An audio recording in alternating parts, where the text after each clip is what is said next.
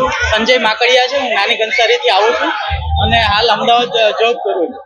અને અહીંયા ધુણેશ્વર બાપાને જે હોળીને પડવાને દિવસે અહીંયા લોકમેળો ભરાય છે અને અલગ આજુબાજુના ગામના કેશોદ સિટી છે, બીજા જુનાગઢથી માણસો અહીંયા જે માનતા રાખેલી હોય છે, માનતા માટે લોકો અહીંયા આવે છે.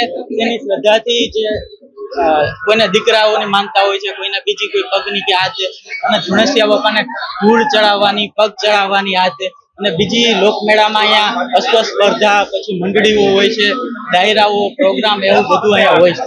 અને એ પ્રમાણે બધાને શ્રદ્ધા મળે. ધુણેશ્વર દાદાના અહીંયા દર્શન કરીને બધી ધન્યતા અનુભવે છે. મારું નામ જીવનગીરી હરિગીરી ગોસ્વામી. હું ઈસરા ધુણેશ્વર બાપાનો પૂજારી છું.